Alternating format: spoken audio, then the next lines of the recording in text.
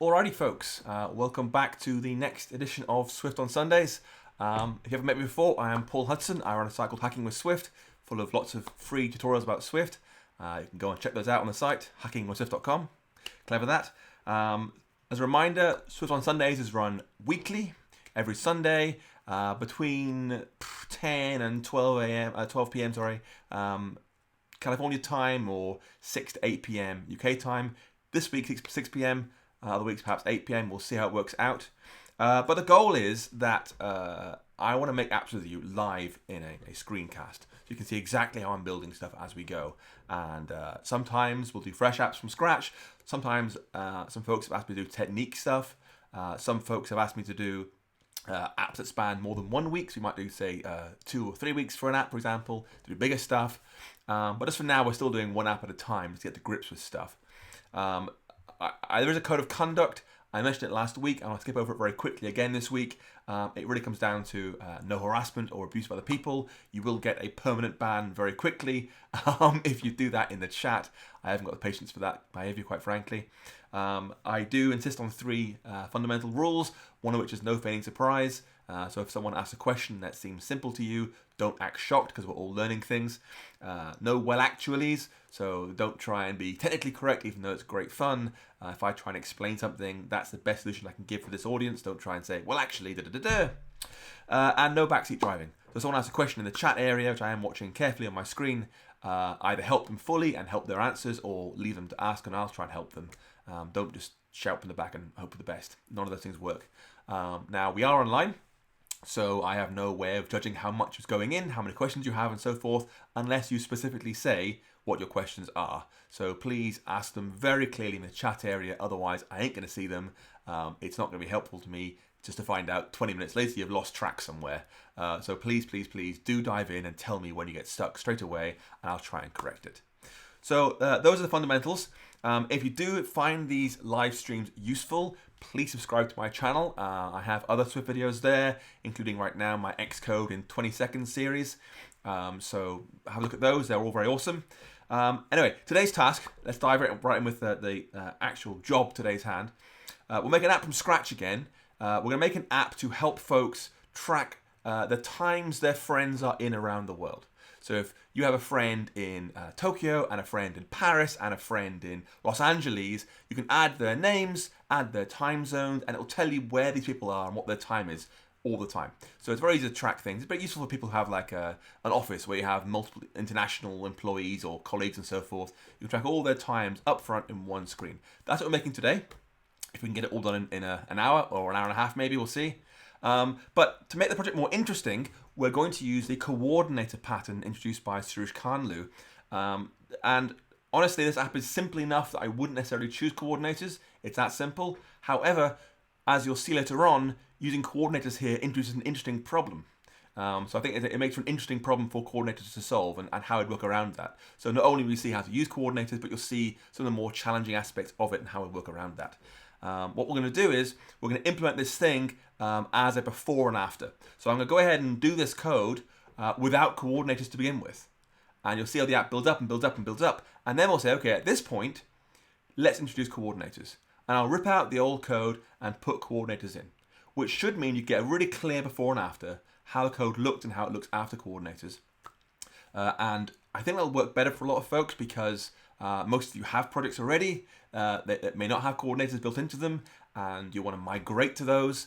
So this will help you. You can kind of see it and then migrate across to it very quickly by following these instructions.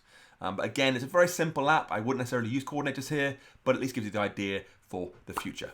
Okay, if you have any more questions, you can go ahead and add them in. Otherwise, I'm going to kick off and start. By all means, I'm going to share my screen in a moment. You'll see the chat log is right there to go ahead and ask me all the questions you want while I'm talking. I will try and get to them if I see them. I do try and look over there regularly, but if I don't get to them, just ask it again until I do get to it, because obviously I'm here to answer your questions, and otherwise the whole thing's rather pointless. Okay, so let's go ahead and share my screen. That's obviously the fundamentally important step to begin with. So I'm going to switch up here and then press share screen button like that. Excellent. Okay. So I'm going to go ahead and launch Xcode. I'm running Xcode 10.1. Hopefully you're doing the same. Otherwise, it'll be a very confusing tutorial for you. We're going to start off with a new project, unsurprisingly. So I'll press Command-Shift-N to make a new project. And choose a single view app template. And this thing is going to track your friends and their time zones. So I'm kind of going to call this thing Friend Zone. Call it Friend Zone. It's a single view app iOS template. Press Next. And then press Create on your desktop or wherever you like to make your projects. The first screen we're going to design, just to begin with, is a list of friends on the screen. And each friend's going to have their name, Dave, and their time zone, Los Angeles or PST, or however you want to track time zones. So you can see at a glance, your 50 friends or so, what the time is, what their name is very quickly. So in this view controller, by default, it will be a regular UI view controller. We don't want that. We want a UI table view controller. So go ahead and change that to be a table view controller. And let's scroll this chat log down slightly because it seems to have stuck. There we go.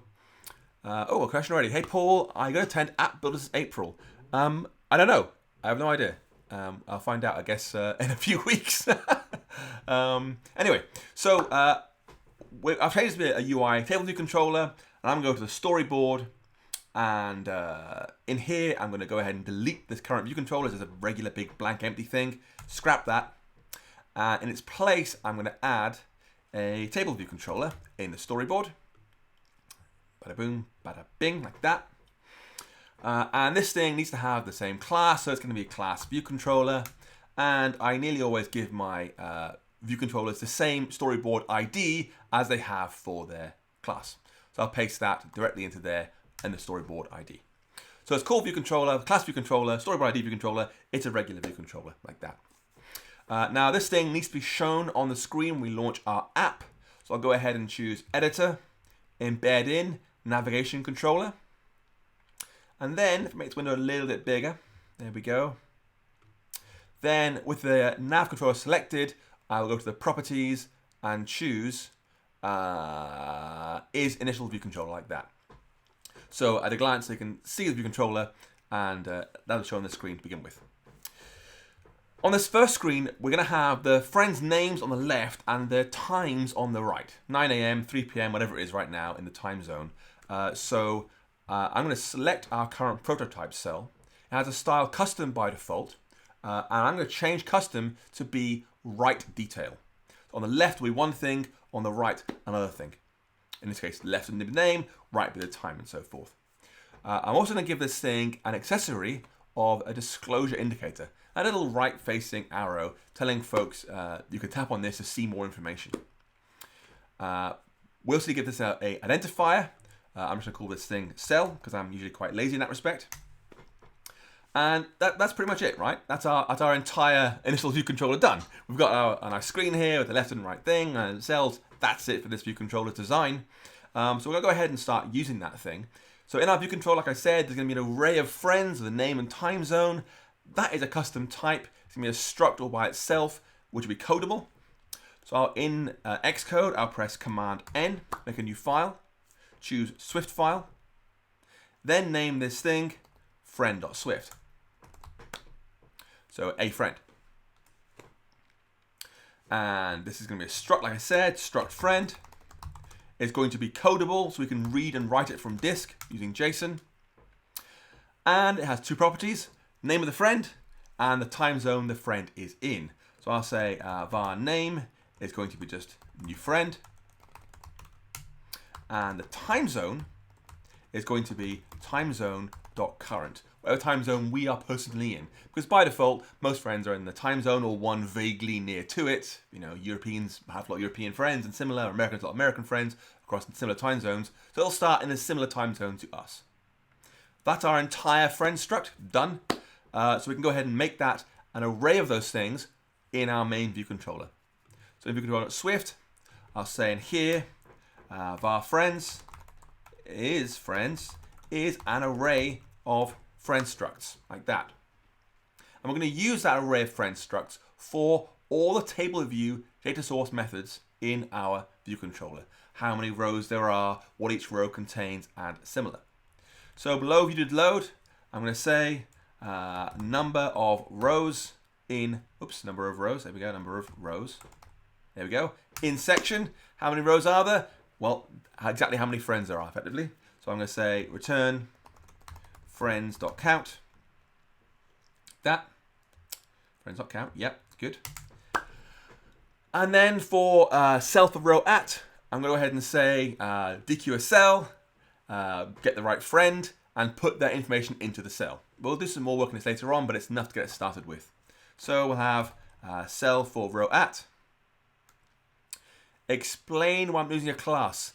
Robert, there's no reason to use a class here. So classes cause all sorts of headaches around dependencies and spaghetti code because they're copied by reference. So anyone who uses the class will overwrite other folks using the class. In this instance, we're going to pass around this friend struct from place to place to place. So it's going to be a bad idea to mutate that because it will change everywhere all at once. Whereas a struct has one unique owner at a time, and therefore you can't have these spaghetti code problems attached to it. It does mean there's extra work to do in this case because we're passing it to and fro, but it does make our code flow clearer.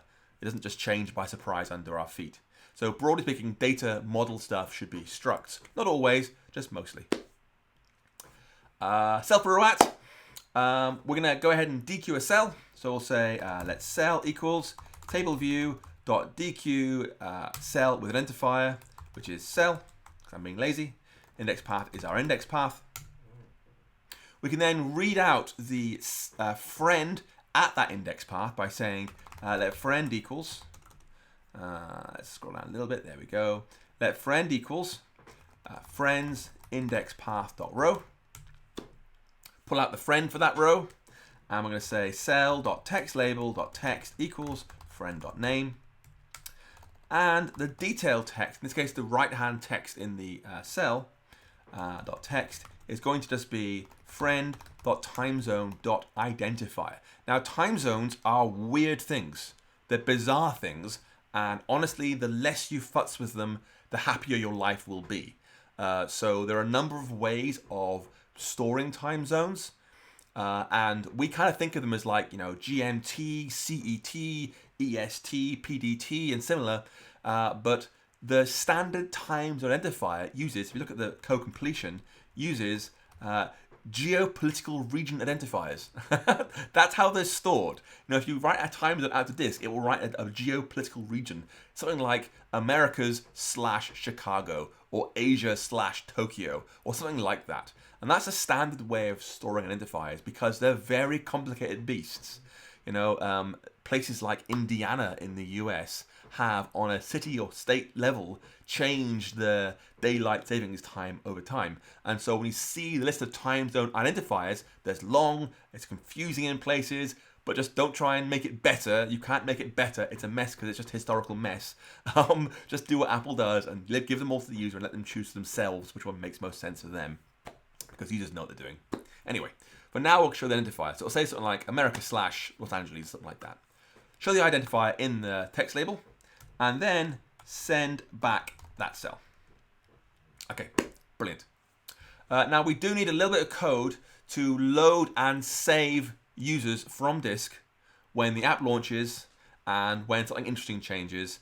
It's not really required. This is like a tutorial app. I'm doing it for the sake of completeness, so if someone wants to ship this app, they can actually use this code, and it's not too hard. So we'll just do it now quickly.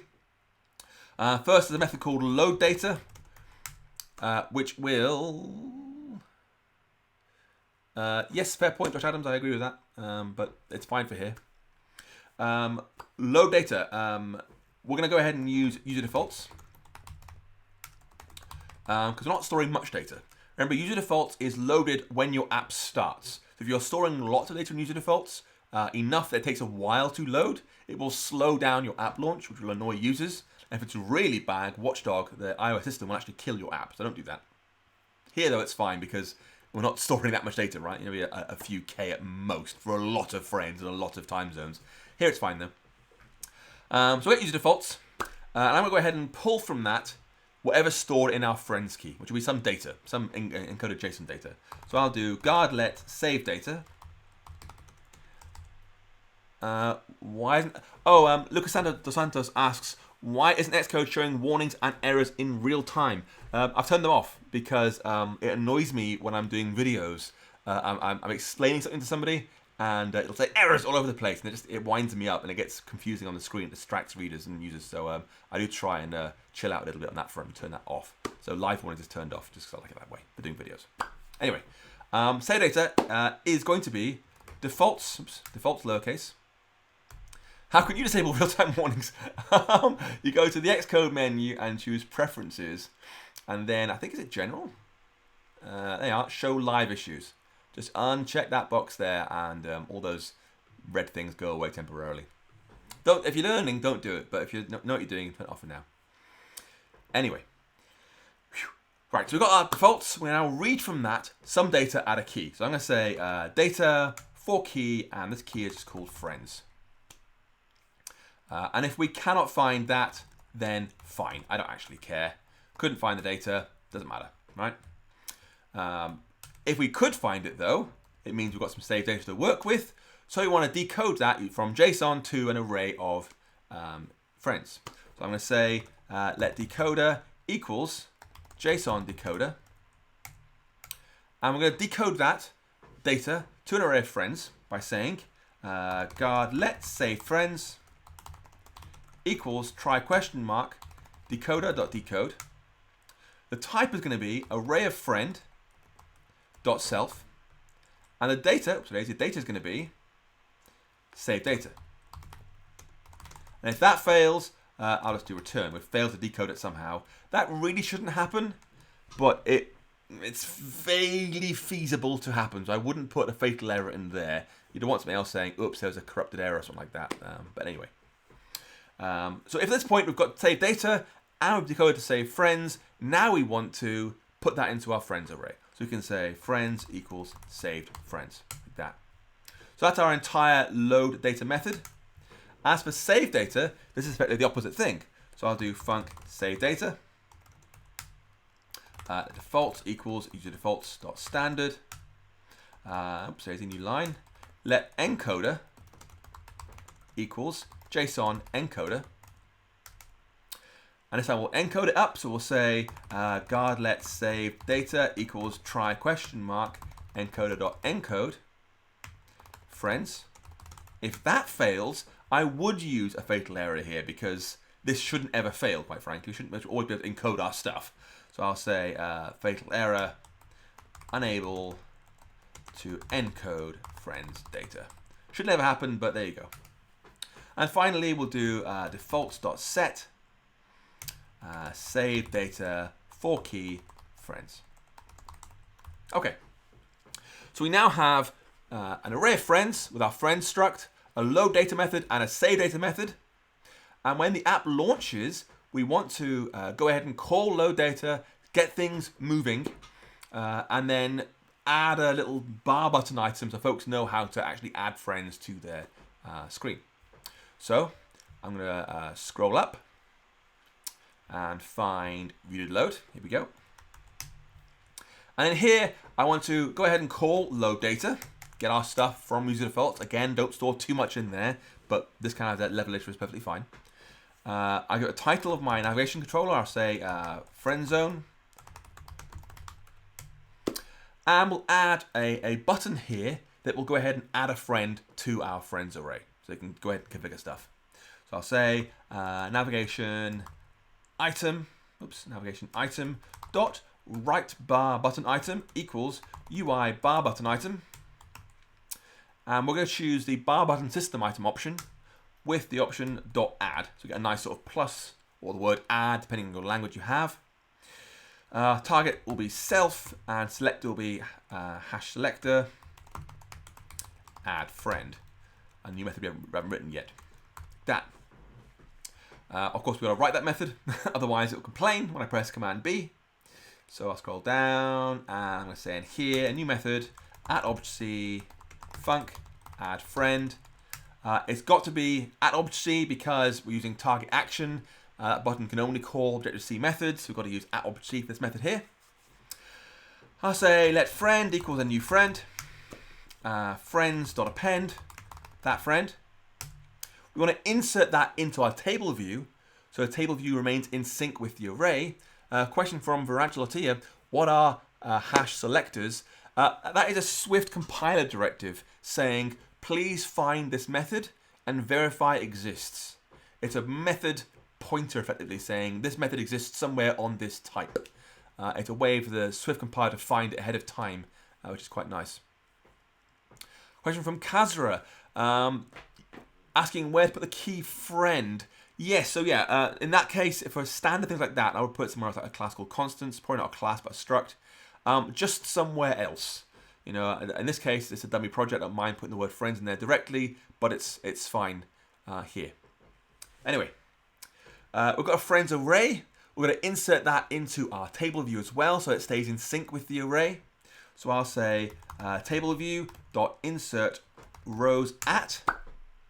This is like an index path array. I get one item, which is an index path, with the row being friends.count -1, so the most recently added item. And the section will be 0, there's only one section in this thing. And the style is automatic.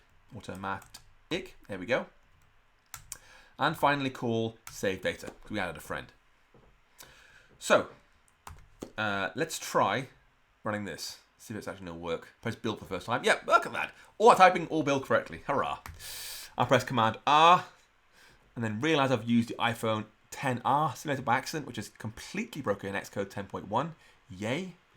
If you haven't noticed, it scrolls really badly in Xcode 10.1. A bit of an Apple bug there, sadly. So I'm going to not launch it in the iPhone XR. Come on, you open launch. Come on, hurry up.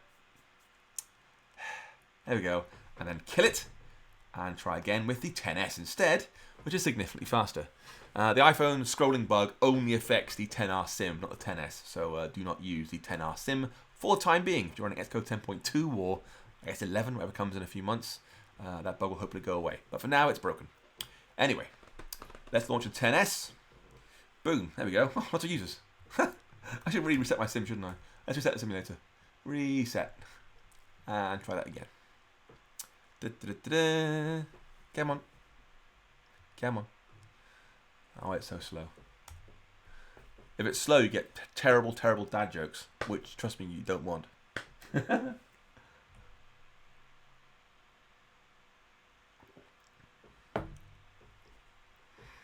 Come on. Supposed to be a fast Mac, this. Okay, let's try again. So XS, Command R, launching friend zone. Alexander, if you tweet me, I'll respond to you with an invite for the Slack group. Okay, here we go. We've now got the word friends at the top, a plus button, a load of empty table view cells. If I press plus, hopefully we'll add something to there. Boom, that is working correctly. So you're seeing new friend each time, plus a time zone, Europe/London. That is the identifier. That identifies London uniquely amongst all the places in the world as a time zone, but also applies to other places in the UK. And it's the default, because that's what my thing is configured to. So that is what you're seeing. Anyway, when we select one of these rows, we really want the whole screen to pan across and show a new view controller where you can change that friend's name and change their time zone. Something more interesting. And of course, we want that same thing to happen when we add a friend as well. When we press plus, we just want a new friend to appear. We want actual things, customization options to appear as well. Otherwise, it'd be annoying pressing plus, then tap again and again and again. So it's much nicer to do plus, creates and configures, and tapping a throw configures in one lump. So we're going to do this by creating a new view controller, which lets us configure what a friend looks like. What's their name and what is their time zone. So I'm going to kill that. I'm going to just delete this time so it gets clear. I added quite a few by accident in that thing. Come on, delete this thing, please. Okay, don't delete it. I'll just do it. Erase while I'm talking. Do another erase. Anyway, so I'll go ahead and make a new view controller. Press Command N. Choose Cocoa Touch class. Choose UI view controller. And this thing is called a friend view controller. Press Next and Create. And once again, this is going to be a table view controller. So I'll change the class to be table view controller. Now I don't make these things in that previous screen as a UI table view controller subclass because it makes extra methods I never actually want to always delete. I prefer using UI view controller. That way you only get one method I delete, which is this thing down here. So it's much cleaner to do that way. Anyway, there's our friend view controller class. This thing has to have a couple of properties to work with. One of which is a reference back to the previous view controller. So we can post changes back as a delegate. The second is the friend that was selected that's being edited. So I'm going to say there's two properties in here. One is weak var a delegate, which is a view controller. Optional, because it might be there, might not. And a friend. So I'll say a var friend is a friend for unwrap, or implicit unwrap, sorry. It must be there, that one. It can't survive without it. Anyway, that's enough for now. I'm going to go ahead and design this thing in the storyboard. So I'll choose main.storyboard. And I'm going to add another table view controller. There it is. Like that. Beautiful. Line up nicely because I'm a bit pedantic like that. Boom. As before, I'm going to select table view controller and change its class to the correct class, which is friend view controller. And again, I always use the same thing as my storyboard ID so I can get to it easily. That way it's easy to remember. We're going to fill out this thing with more shortly. But for now, that's more than enough. We don't need anything else than that for now. I want to write the code to at least show that thing. So back in view controller.swift, we have add friend for adding friends. We're going to add a new method to configure a friend. This will create an instance of our friend view controller, assign ourselves as its delegate, assign a selected friend as its friend property, and then push it onto the view controller stack. So in here we're going to say func configure friend, some sort of friend. And I'm also going to pass in where this came from, what the position was. This will make more sense later on. Because remember, we've got to pass data back somehow. Here is the new modified friend. And we want to replace the previous friend with the modified friend. And we'll know where that is with this position value here. So it'll be an integer somewhere, some sort of position in our friends array we pass into the configure method like this. So like I said, the first step is create a friend view controller. So I'll say guard let vc equals storyboard question mark dot instantiate view controller with identifier. Pass in friend view controller. Typecast that as friend view controller. And if that fails, bail out with a fatal error, unable to create friend view controller. That should never, ever, ever, ever happen because it must be there. It's in a storyboard. If it isn't in there, it's broken. Bail out and die. Fine. Anyway, we can now say our delegate for that VC is ourself, as predicted. And the friend it's editing is the position. A friend. Sorry, a question from Varantia. I would use in-out. No. I would very, very rarely use in-out unless I particularly wanted to cause problems for myself. Ideally, you want to pass in data and receive back data as opposed to modifying it freely. That's why I'm using structs again. You want to have a unique copy of your data being passed around rather than having things being mutated. That's what in-out is effectively. So make ourselves the delegate of the view controller, give it the friend to edit, and then finally, navigation controller question mark dot push view controller, that view controller animate true. So push it onto the finished view controller stack so it can be seen on the screen. So now we can call that when we add a friend. So we add a friend, it appears in the table view, it'll immediately start editing that friend. So save the user a click there, right, or a tap on the screen. So I'll say configure the friend, the one we just made, our friend, and the position is going to be, again, friends.count -1. That's the one that was chosen in our array because it was just added. We can also now add in the didSelectRow@. method for our table view, which is going to be up here somewhere. We have self-row and so forth. We can now say when they selected a cell, show it on the screen. So I'll say didSelectRow@ index path, like that. Again, we can just call straight away configure friend, friends index path.row, whichever friend they chose, and for position will just be index path.row. Boom. Now in theory, I can press Command R. It'll build and run and deploy to my 10S. And see if we're slightly further along. I'll add a friend. Boom, it slides in with my editing screen. And there it is, my friend. So I press plus now, adds a friend, and immediately lets you start editing the friend. Now the editing friend screen is blank, fine, but the concept is sound. You add a friend, you immediately start editing that friend. Okay, so let's pause View Controller for now. We'll come back to it later on. I'm going as fast as I can, but we're already halfway through our time, sadly. And we'll start looking at Friend View Controller. What that has to do to let us configure the friends nicely. So again, this lets us enter the name of the friend. My friend's called Laura, and she lives in a New York time zone. Or my friend's called Dave. He lives in a Pakistani time zone, or whatever it is. A name of a friend plus their time zone. That's the point of this new View Controller. So I'm going to head back to main.storyboard, where I have my Friend View Controller here. This thing is going to be a grouped table view with two prototype cells. One where there'll be a text entry field, and one where there'll be a list of time zones, like that. So, a text entry field, there are a few ways of doing this. There is one nice way of doing this, and we're going to follow that nice way now. I don't really want to teach too many bad habits when I'm doing live streams. The nice way of doing this, as Josh said earlier, is to have custom UI table view cell classes where you have your own things inside there. So I'm going to have two prototype cells in here, like that. And again, I'm going to make this thing grouped style. But I want that first cell to have a custom class I've defined. So I'll press Command N, choose Cocoa Touch class, and change the subclass to be UI table view cell. Cell. There we go. And for its name, this will just be text table view cell. Some sort of text handling table view cell. And next, and create. Like that. And back in main.storyboard, we can connect that class to this first cell. I have two prototype cells here. This first one is going to be an instance of text table view cell.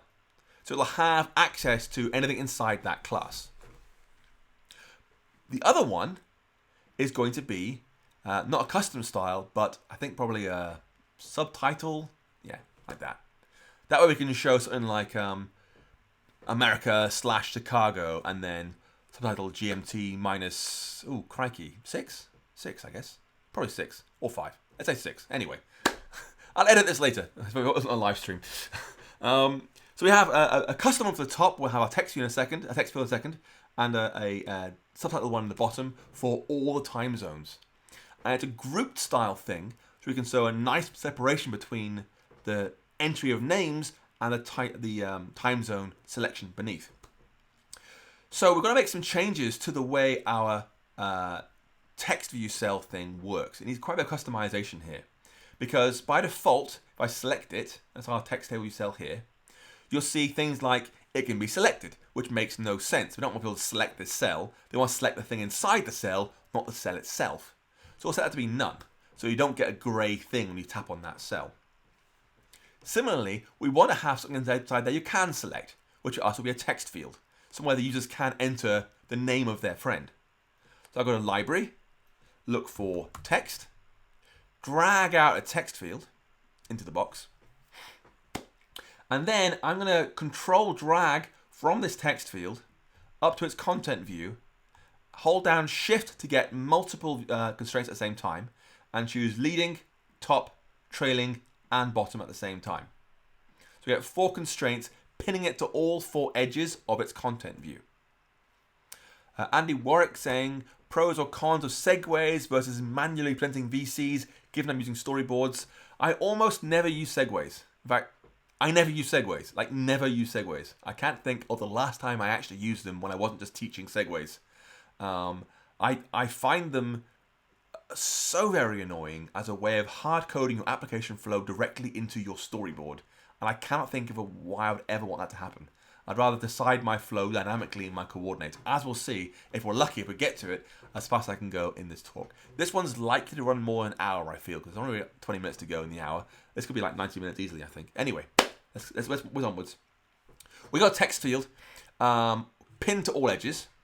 I'm going to modify this so its constraints are exactly 16 points on every side. 16 left, 16 right, 16 bottom, 16 top, like that. So it's shrunk a little bit, but when it runs, it'll get bigger. And then I'm going to ask this text view to turn off its border style. So to choose the leftmost one where there's non-border style, so it becomes invisible. The whole cell looks like an editable area. That's what we want to get here. For a placeholder, a default name, I'm going to enter in John Appleseed. Curious fact, things you learn this podcast as a live stream. Johnny Appleseed's a real historical figure in the US. He planted apples around, I think, Pennsylvania. Anyway, so that's our placeholder text right there, John Appleseed. I'm going to add this clear button. Appears while editing, so they can clear names very quickly if they want to. Like that. And now we want to connect that text field to the class we just made. The custom table view cell class, text table view cell. So I'm going to go to the assistant editor. And by default, it's chosen friend view controller.swift, which is a bad idea. But here you'll see number 2, there's something else it could show me.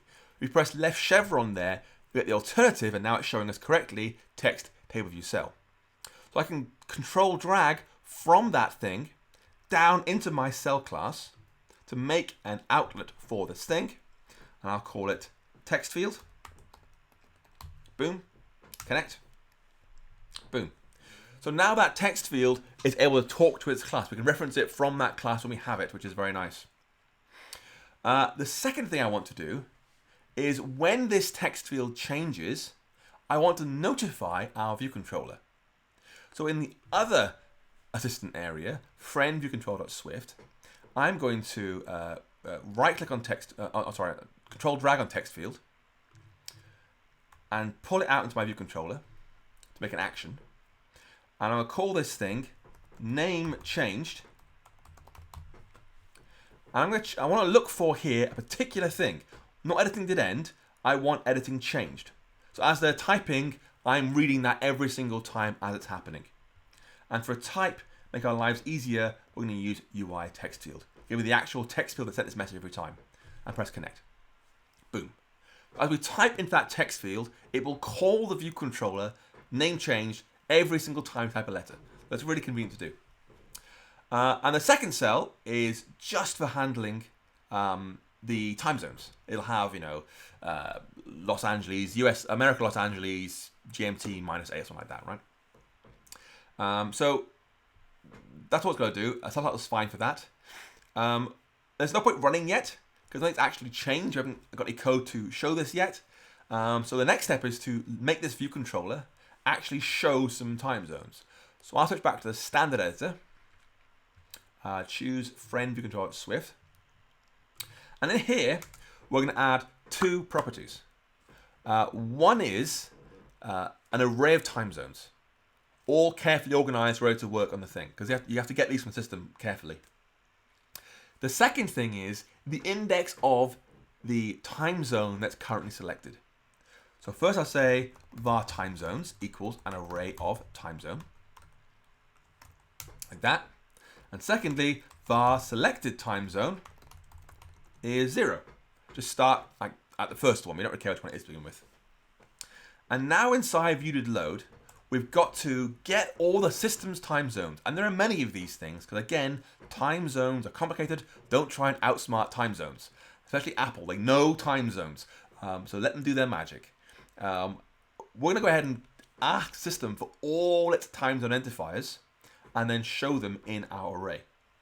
So we'll start with let identifiers equals time zone dot known time zone identifiers.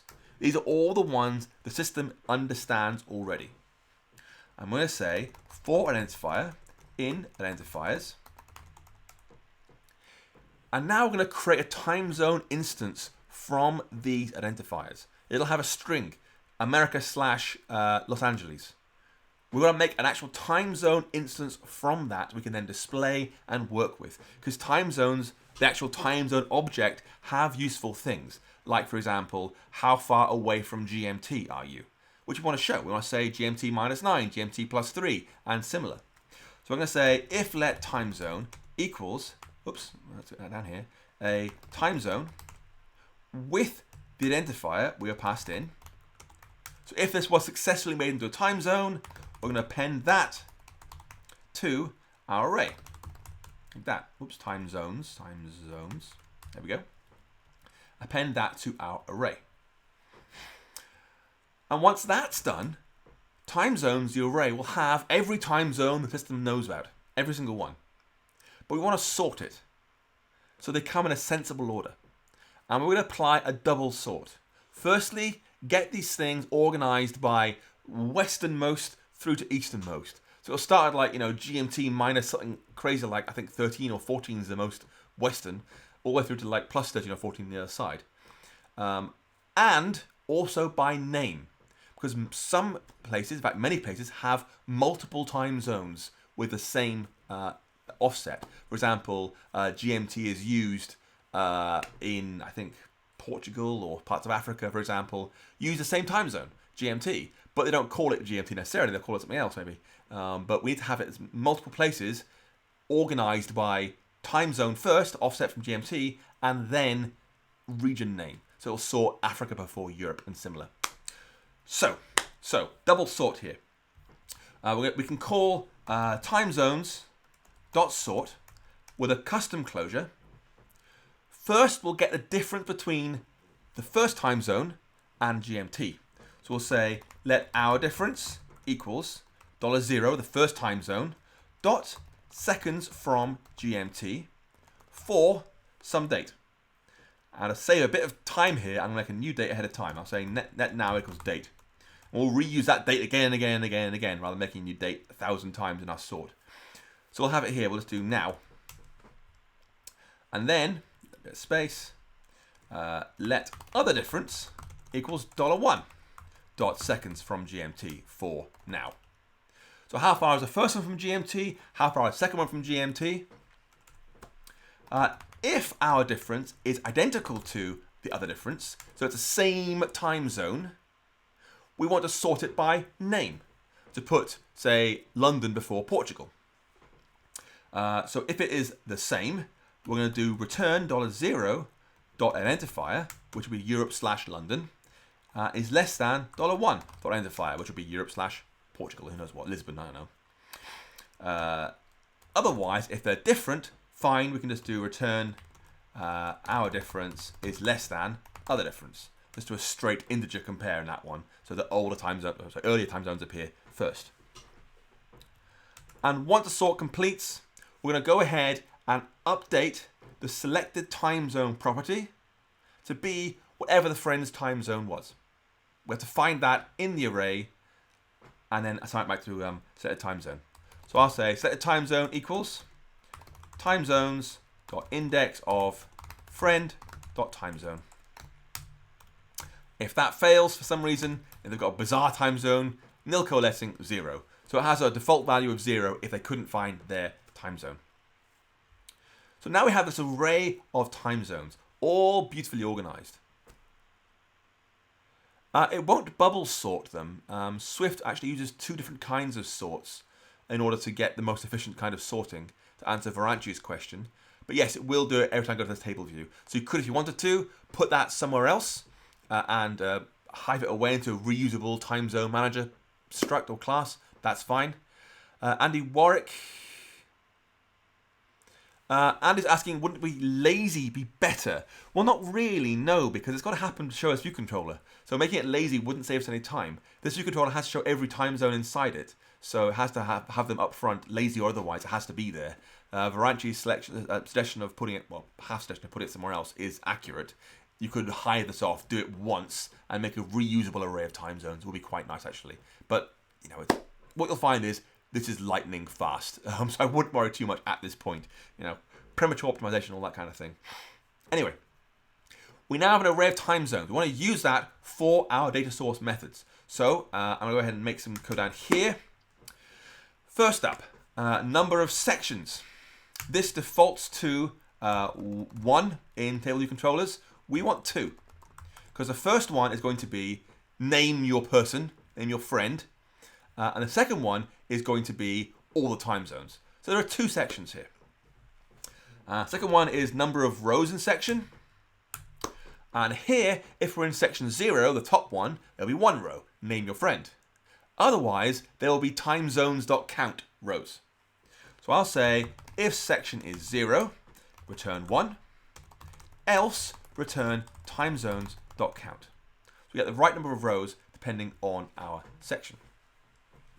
Now for the important part, I want to identify these clearly to users. So we're going to use the title for header in section method. Remember, I've chosen this nice grouped style, so we'll get a nice little break, bit of grey space, title saying name your person, bit more space, title saying choose a time zone, and then a list of time zones, all done by sort of table views and their headers. So I'll do title for header in section, boom. If section is 0, this is the bit where there's a text field, they're supposed to name their friend. We're going to return name your friend. Else, section 1, we'll do return select their time zone, like that. So it'll identify those 2 sections really clearly to users. And now our first bit of serious code. First section. So Chris Apps is asking, shouldn't the first section be 2 rows, name and time zone? Yeah, that's possible, Chris Apps. The way I'm going to do it is slightly different. As you'll see, I'll show time zones as one big long list, and one of those will be theirs. But you're right, we could pre-select one and put it at the top. That also works well. But you know, at the end of this, it's your project. You can optimize it all you want to and customize it. It's down to you. Anyway, now for the big one in this class, cell for row at. We're going to load one of our 2 classes and show it on the screen correctly as we go. So let's go around a little bit. We'll do cell for row at. And if index path.section is 0, so if we're in the name your friend bit, we've got to dequeue a table view cell and typecast it correctly to be our text table view cell class.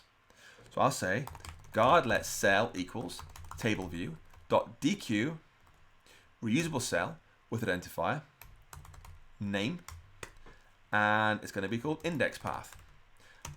And we want to typecast this thing to be text table view cell. If that fails, fine, fatal error, couldn't get a text table view cell. Again, it shouldn't happen. I think I named these things. I'm a bit lazy on that front. Let's just check. Never know. Did I name them? I did not name them. See that? First one's called name. Second one's called time zone. There we go. Don't be lazy. Don't be like me. Anyway. First one's called name. Second one's called time zone.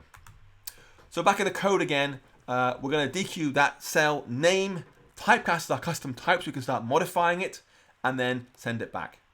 So if you have a cell, which we should of course, we're going to say cell.yourText field is going to be friend.name. Give it the text field in there as it should do and send that back. Else, if we're in section number 1, the second section, where the time zones all are, how did I find known time zone identifiers? It's actually just built into the class Gemond. You can read the docs. I wrote an article about that. You could look it up on Hacking with Swift, how to read Apple documentation. Anyway. Second section, we've got to pull out the correct time zone for our cell and show it in there nicely. So I'm going to say let cell equals table view dot dequeue reusable cell with identifier. Identifier now is called time zone. Index path is just index path. This does not have to be typecast. It's perfectly fine as is. We do have to pull out the matching time zone. So I'll say let time zone equals time zones index path.row. And we're going to put the time zone identifier into the main text label of our cell. So I'll say cell.textLabel.text equals timezone.identifier. Then into the detailed text label, I'm just going to take the time difference, how much that varies from GMT, and put that in there. So it'll say in seconds, like minus 3600 seconds, something like that, right? Some difference between GMT and it. So let time difference equals time zone dot seconds from GMT for the current date. And put that into the detail text label dot text as a string. Difference. I've obviously made a cunning typo somewhere. I'm not going to press build just yet. It'll be a nice surprise when it appears, I'm sure. Put that into the thing like that. We also want to make sure users can see at a glance which is the currently selected time zone. Now, before we added this property called selected time zone as an integer. We can compare that against our index path and say, is this cell actually selected? If so, give it a check mark. So if index path.row is selected time zone, then cell.accessory type equals dot check mark, else cell.accessory type equals dot none. And finally return cell. All right, let's press Command B and see what mistake I've made, what fundamental error I have made here. It is whinging. Oh, I wrote time zones. Is that it? Is that my entire mistake? Nah, that's my entire mistake. Not bad. Not bad. I'll press Command R, see if it actually works, of course, before I get too happy with myself. Here we go. There is friend. Tap on them. Oh, yeah, look at that. Okay, now we're seeing time zones. You can see there are stacks of these things. And there are stacks of them because they're very complicated. Again, you can see there's multiple in Australia, multiple in Asia and similar that may look similar, like the same sort of number offset. But how they vary their summertime, when they varied it, and similar, all is different. There's a lot of history here. And if you want to look at the real painful area, you want to go up to, say, America and Indiana. Indiana is a real ball of pain. So yeah, you can see down to city level here, Kentucky, Louisville, Kentucky, Monticello, and so forth. So you can see lots going here. Yeah, Indiana, Indianapolis, Marengo, Petersburg, and similar. All these towns in Indiana have their own unique time zone identifier because they've varied historically how they handle times and may still do today. So it's an interesting problem. Question from Robert. Did I mean to use now instead of date in time difference? Did I make a mistake somewhere obvious? I think it looks correct to me, but you might be right. It looks fine. The numbers are correct. These are time differences in seconds from GMT. So you can see there's half a day here almost. That's basically almost a full half day there. But it looks correct to me, Robert. Anyway, if it isn't correct, we'll know shortly because the app will go hideously wrong. So we'll come back and correct it at some point. Anyway, what we've got at this point is things are kind of working, but there are a number of problems. And at least, 4 or 5 problems, maybe even 6. First up, if I try and select this cell, if I click here to select this text view, it doesn't actually work. I've got to click in the text view itself. All this area here, I'm tapping away, and nothing actually happens. Because the text view has spacing inside it. I've got to click exactly in this tiny box text view to activate it, which is rubbish, right? We don't want that. We want to click anywhere in that cell to activate the text view. Secondly, as we scroll around, that keyboard's staying, which is really annoying. I don't want that keyboard to be there. It's got to go away as soon as I'm ready. Get rid of it, If I select the time zone, it should do something, not just make the thing grey. I want to show a check mark there. These numbers here, like minus 36,000, that's meaningless. That's nothing at all useful for users to look at. So we're going to make that much nicer as well. If you look around, there's one here. We have the specific one here, has underscores rather than spaces. That's just the way Apple stores these things as underscores. So here's Los Angeles, Los underscore Angeles, as opposed to Los space Angeles. So the formatting kind of sucks as well. And probably critically, most important of all, any changes we make here, when we go back, are ignored. So the screen looks kind of vaguely okay, but it doesn't return anything back. So it sucks. This is a pretty useless screen right now. But we're going to go ahead and fix all of those errors, however many I just sent it to you. There's quite a few, right? quite a few little niggles we can look at and get fixed quickly. So I'm going to kick off with the first one, which was that I want to click anywhere in this cell, like here. I'm clicking here really hard, nothing happens. I want to click exactly in the text field like that to get it active. I want to make it so that if I click anywhere in that cell, it will activate the text field. So it's much easier for users to use. And the smartest way to do this is to add a computed property that gets that cell as the right type and sends it back so we can activate and deactivate that text field as needed. So in friend view controller, I'm going to add a computed property here. Thank you very much, Josh. That is there. That's exactly correct. They are, it's GMT, but it varies on DST. Anyway. Andy, yes, the system will update regularly with changes. I think I saw the legendary Dave Long tweet just this week that there'll be no leap second this summer. They update these things all the time. Leave Apple to do all the date handling for you. Do not do your own date handling. It's a disaster. It's a brain vortex. Just don't do it. Anyway, I'm going to add a computer property in here that will get us that top cell so we can manipulate it. So I'm going to say var name editing cell is going to be a text table view cell, optional. It's a computed property, so there's code in here. I'll say let index path equals index path. Row will be 0. Section will be 0, like the first row in the first section, and return table view dot self row at that index path, typecast as text table view cell. So that means from now anywhere in our code we can read that name editing cell and activate it freely as needed.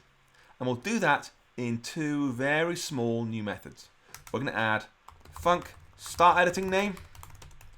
This will be just name editing cell, question mark dot text field dot become first responder. So activate the text field, please. And secondly, when they select any time zone, they're finished with the text field, we'll call resign first responder. So I'll say func select row, whatever they chose, so some sort of index path they selected in the table view. I'll do name editing cell, question mark dot text field dot resign first responder, like that. Boom. So when I tap on the thing, it selects it and activates it. When I select anything else, it'll deactivate it so they can see the whole screen freely. So we can now call one of those two inside our cell for row, did select row at index path method. So let's go ahead and implement here. Did select row at. This should be override. If our index path section is 0, we tapped on the first cell in the first section, then we can say start editing the name.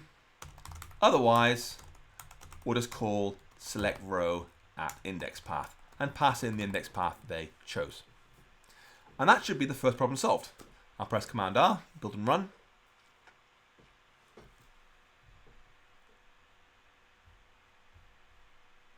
There's my thing. I'll put right in the corner here. Boom, it activates straight away.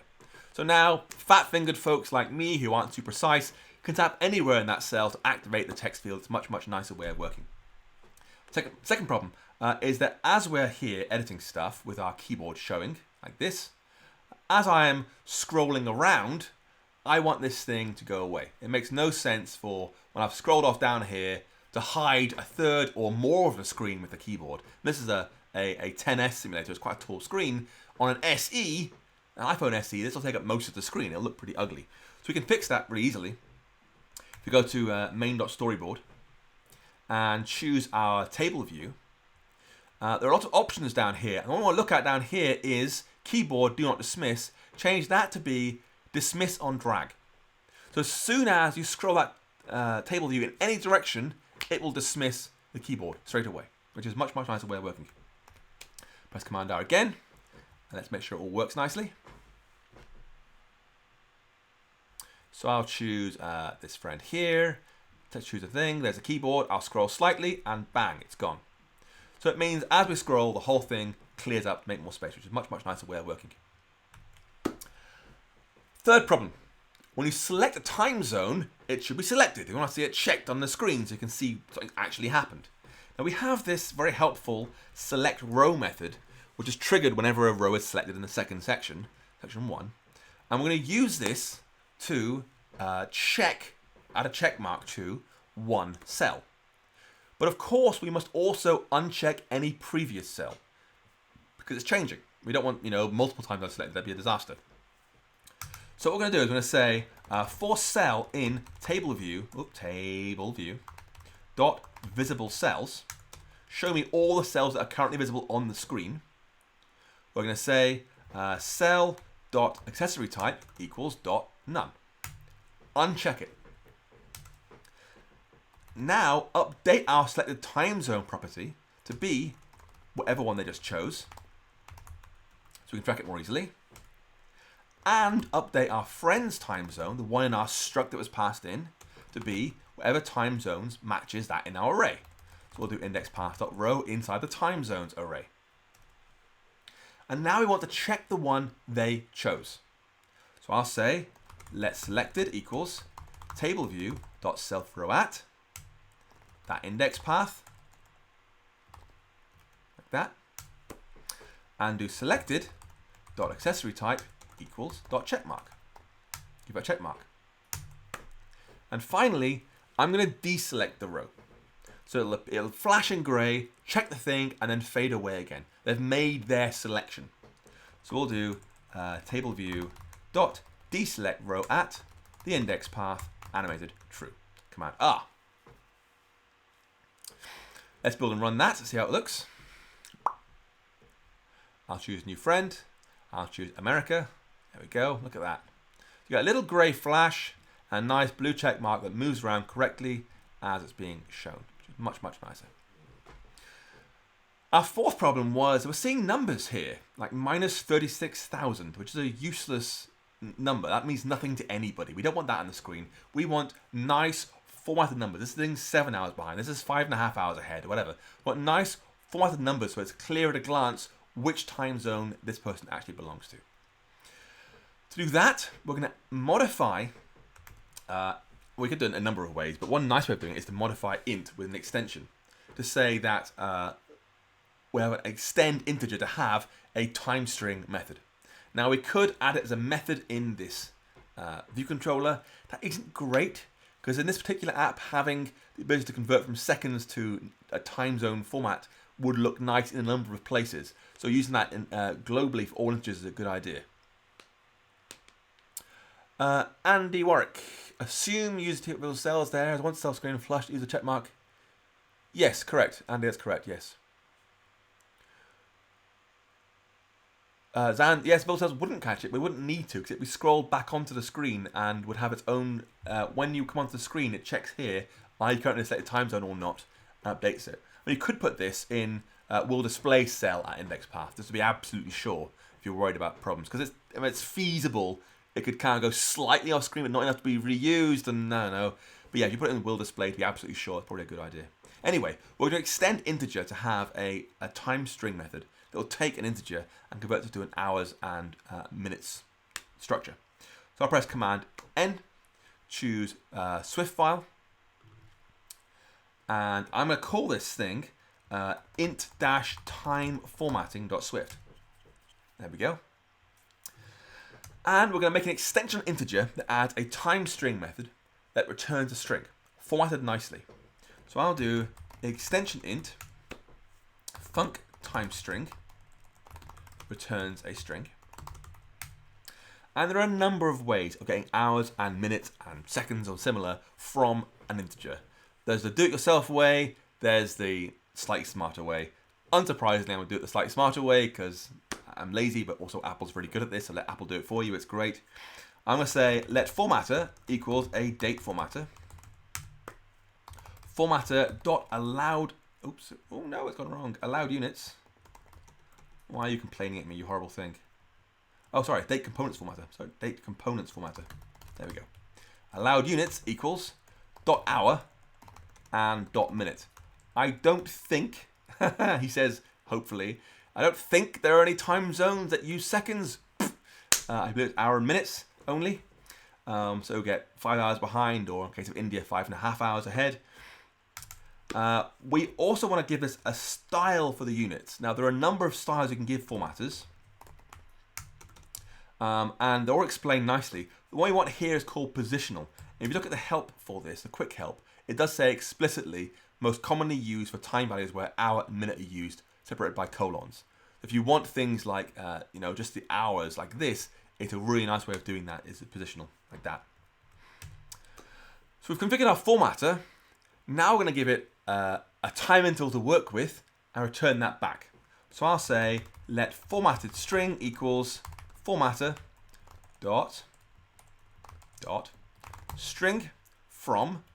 This takes a time interval, which is actually a double behind the scenes. We're going to convert that to be ourself to be a time interval. Otherwise, it will complain.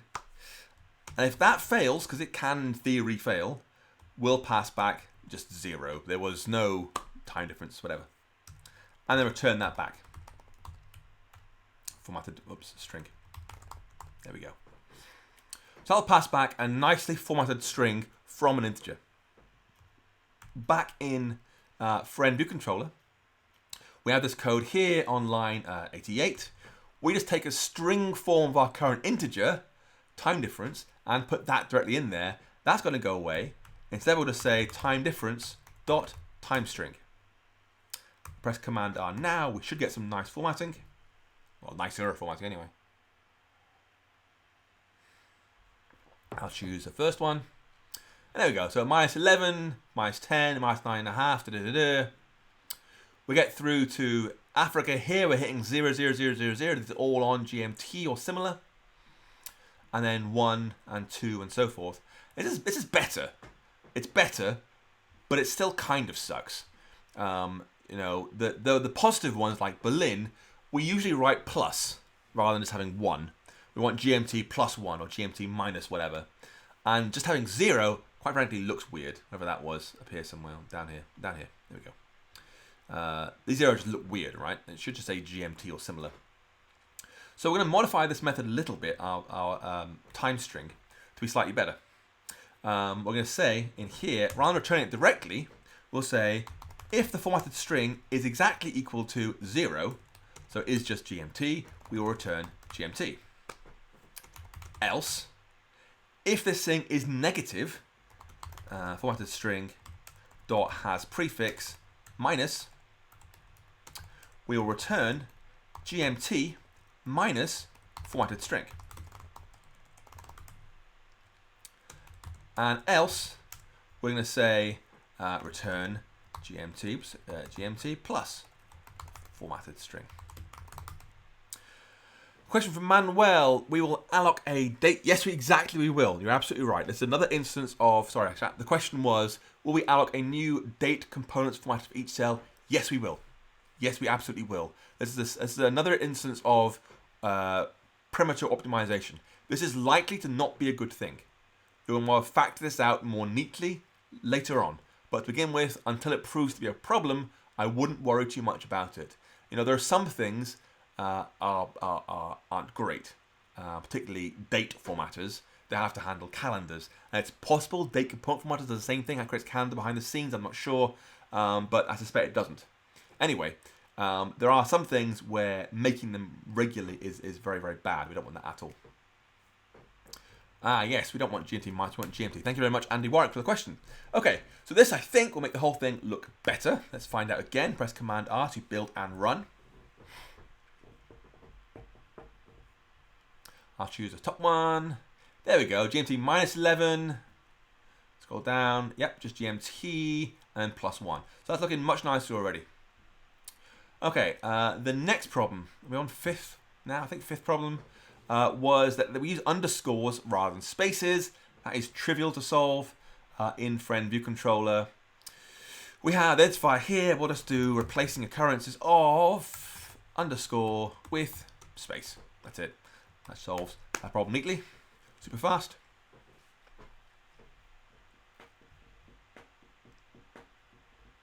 Choose that, and boom, the underscore's gone. Looks nicer already. Great. And the last problem is that no changes are being saved. You can do what you want. Call this thing Paul, set a time zone you want to. It won't be saved. It won't be pushed back to the first view controller. So nothing's actually happening here, which kind of sucks. We want to do better than that, to pass data actually back and forward. Now, we do have in friend view controller, when we have select row, which was down here somewhere, there we go, we are modifying our friend's time zone to whatever was chosen in the table view controller, which is fine. We also want to add the same sort of thing up to the method we made earlier from IB, name changed. So we'll send the name of the friend back as well. So we'll say friend.name equals sender.text, otherwise empty, because it might be nil for some reason.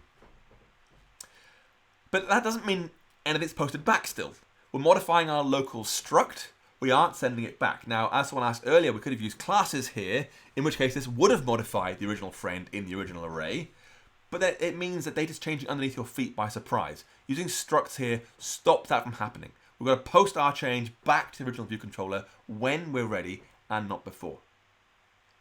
So, to do that, when we're in viewcontrol.swift, we want to track which friend was selected.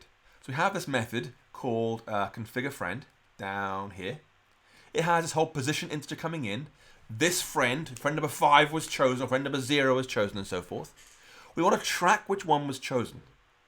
So when we're ready, the friends view controller can say, okay, here's the new friend object at position, whatever, and it will know which one to change. So we're going to add something here. Var selected friend. It can be some sort of optional integer like that. Nil by default, right? It's gonna have a value later on, but to start with it'll be nil like that. And when we call configure friend down here, at this point we can update selected friend to match that position. So it now has a value. So we're now able to find which friend was changed later on. And now the next step is to write a method that the friend view controller can call on its delegate, on its view controller here, to update the friend when it's changed. So we're going to say func update friend, some sort of friend. And first, we're going to make sure we have a value in selected friend, otherwise it'll be a bit of a disaster.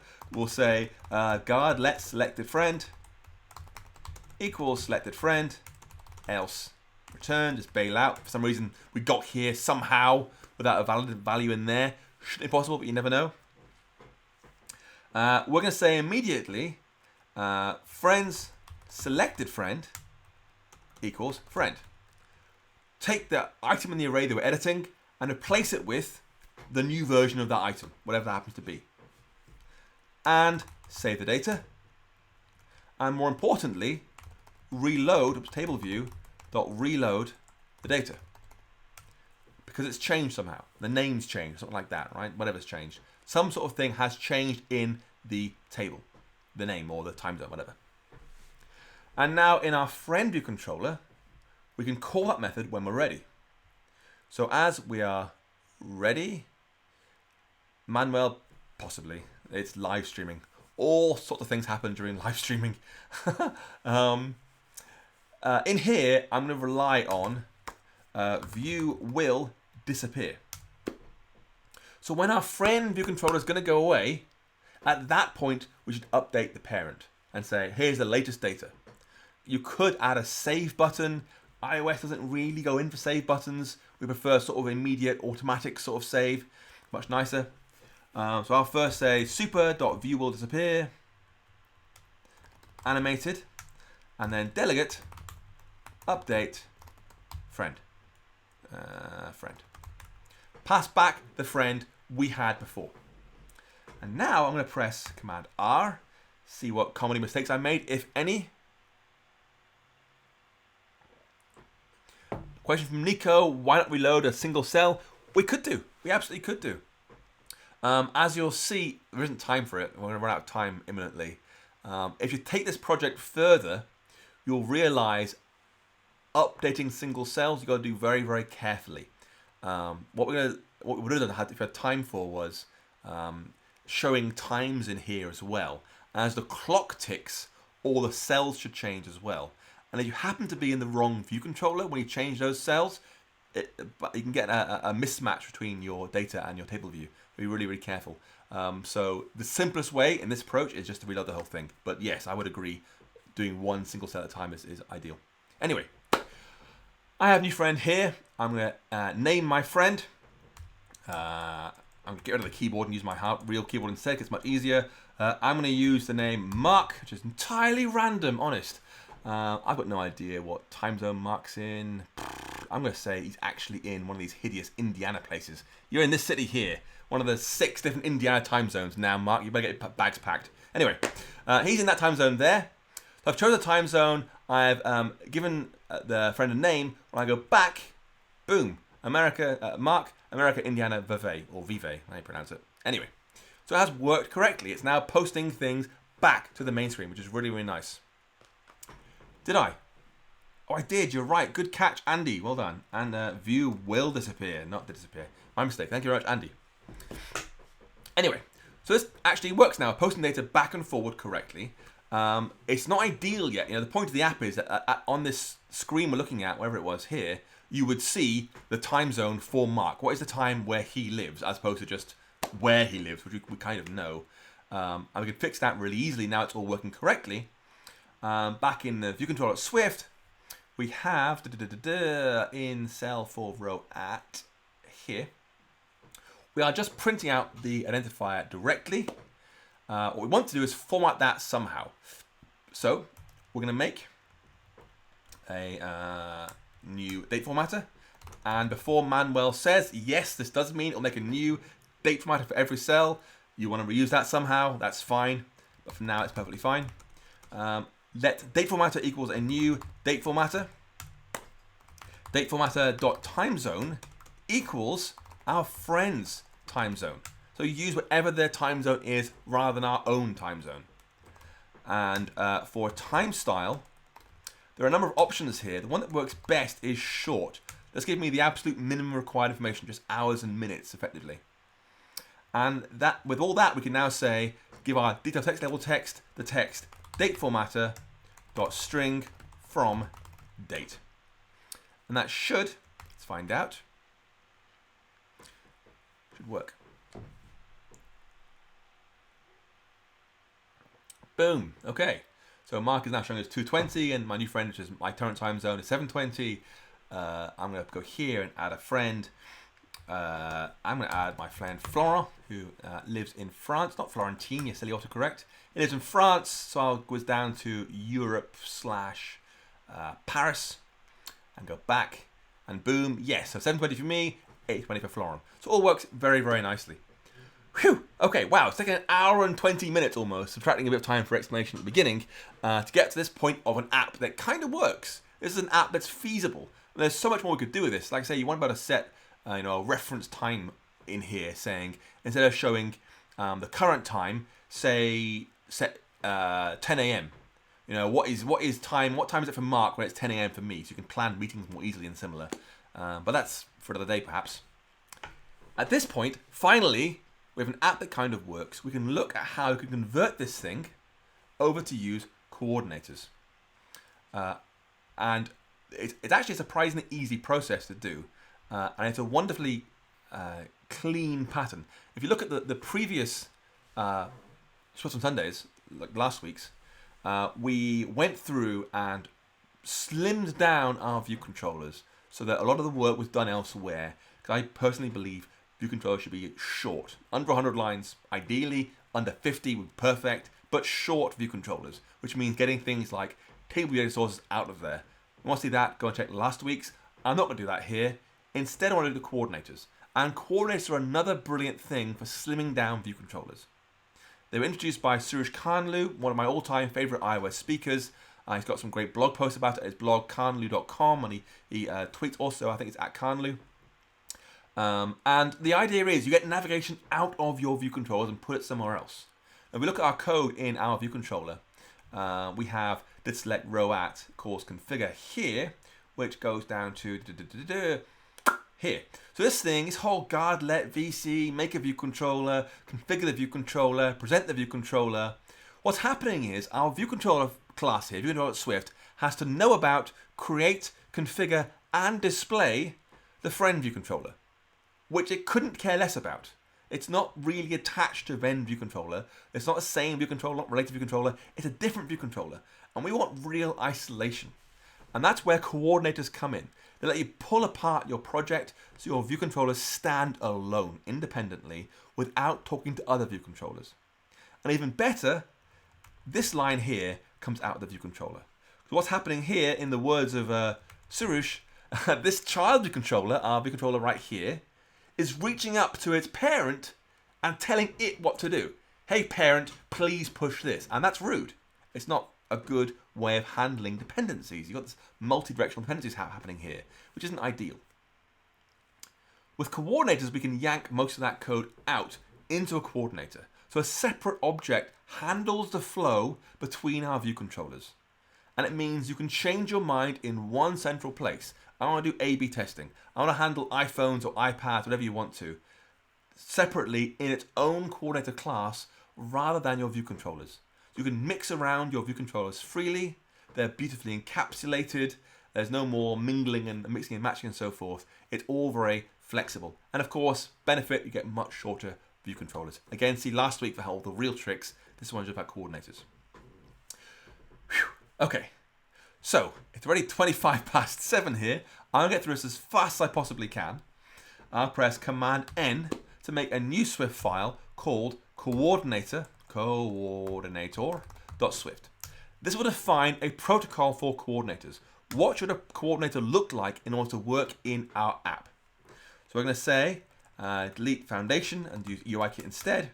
We'll do protocol coordinator. You have to have an array of child coordinators, which itself is just an array of coordinator, like that. Just get set, and a navigation controller, the UI navigation controller, get set. Now we need that one there because this thing has to be able to show and hide view controllers freely as it wants to. And that's what it'll use. Doesn't mean it has to have a bar at the top. There could be no bar at the top for all we care, but it's there so we can show and hide view controllers freely. Also, to be a coordinator, you've got to implement one method called start. And the reason it's there is because you might have multiple coordinators. One for your whole app, and then one just to do the login flow, one for the purchasing flow, one for the first run flow, and so forth. And you'll be able to say, okay, first run flow, create yourself, and now start. You have control of the app. And when start is called, it should present its first view controller and get things moving. It's now in control of the application. So that's the minimum required to be a coordinator in our app. I'll press Command N again, make another Swift file, and call this main coordinator. This is an actual concrete implementation of the coordinator protocol. I'll press create, and I'll say class main coordinator is a coordinator. Now it needs to be a class here rather than a struct, because multiple instances of our view controllers will all point to the same coordinator using a weak reference, which you can't do with structs. Andy, question, a good end game is to pull code to choose time zone into embedded view controller. Embedded view controller, I'm not sure necessarily that, no. But anyway, it's your application. Fill your boots however you want to, and you do what works best for you. Anyway, main coordinator. This thing has to have its child coordinators, which I'm going to make simply an empty array, like that. It needs to have its navigation controller, like that. It needs an init because it's a class, so I'll do init with navigation controller, some sort of UI navigation controller, like that. And self.navController equals navigation controller. What type did I make? Ah, yes, import UIKit would help, wouldn't it? There we go. Boom. And for the start method, I'm not going to write anything just yet. We'll come on to that in just a second. So that hopefully now will build. Thinking, there we go, working again, good. So when the start method is called, it has to instantiate our main viewController class called viewController and show it in its nav controller. But it will also need to show other viewControllers along the way. In this case, we only have one, which is a friend viewController, but it'll have to show others along the way. Now, when I use coordinates, I nearly always add a protocol to make my life significantly easier. It lets me make viewControllers from storyboards easily in one central place. So, press Command N, choose Swift file, call this thing storyboarded.swift, and this needs to have import UIKit again. And this is going to say, if you want to conform to the storyboarded protocol storyboarded, all you have to do is implement a method called instantiate, returning an instance of self. So it's static, meaning it exists on the class, and returns self, meaning it exists whatever type it conforms to. Manuel, why not create a friend viewController delegate to enforce the function implementations? So we could have done that. If I wasn't using coordinators here, that's what I would recommend. Using a dedicated protocol instead to have that instead. But one of the things in this particular live stream is demonstrating how to use coordinators, hence why I'm using them here. But yes, protocols are generally a good idea. You want to use protocols here at least. Now, we don't want classes to implement this method itself. We want them to do it by ourselves most of the time. So I'm going to say extension, oops, sorry, Daisy down here. Extension storyboarded, where self is some kind of UI viewController. We're going to implement static func instantiate, returning self. And because I have named my storyboard classes the same identifier as their class, we can use that to find viewControllers in the storyboard trivially. So I can say let class name equals string describing self, which would be viewController to string or friend viewController to string. Then let storyboard equals UI storyboard. The name is going to be main, and the bundle is bundle.main. So load my main storyboard. And finally, return storyboard.instantiate viewController with an identifier, our class name, and do a force typecast as self. Now, this force typecast is perfectly safe here. This thing must be itself. That's the point of it. If you happen to have used a class name A and identifier B, you're just causing problems for yourself. It's a bad idea. Please don't do that. If you look at my main storyboard, I believe I have named these things correctly. So this one should be friend viewController here, friend viewController here, and viewController here, viewController here. So this will work correctly for all these places. Anyway, so now we have this protocol. We can apply that to our viewControllers. We can say, hey, viewController.swift, you conform to storyboarded. Nope, not MTL store action, storyboarded. There we go. And do the same for friend viewController up here. So they both now conform to the storyboarded protocol. What that means is our coordinator can create instances of these things easily. So in main coordinator, in this start method, we can now make a viewController instance by saying just let vc equals viewController.instantiate. And navController.pushViewController vc animated true. False even. That's the first one. Don't animate it. Okay, so that all compiles cleanly. So that's the code required to make our coordinators work, but they aren't being used by the app yet. The app still bootstraps through the storyboard. This was introduced back in iOS 5 or so. Storyboards instantiate your initial window automatically for you. Question from Andy. As you don't use segues, could you use instantiate initial viewController, not identified at all, and put one storyboard per file? Yeah, sure. Yeah, I guess. I haven't tried it, but I don't see a reason why not. Yeah, sounds good. Well, I wouldn't sound good, but sounds possible at least. Anyway, we have to rip out UIKit's bootstrapping and do it ourselves using coordinators. And that takes a few steps. First up, in main.storyboard. Question from a swiftly tilting planet. If using coordinates for your app flow, would you use zip files? I know some folks do use zibs. I don't. The storyboards, annoyingly, thanks Apple, have some features you only get in storyboards. They don't backport them to other things like zibs, for example. Things like static table view cells, for example, aren't possible outside of storyboards, I believe, still.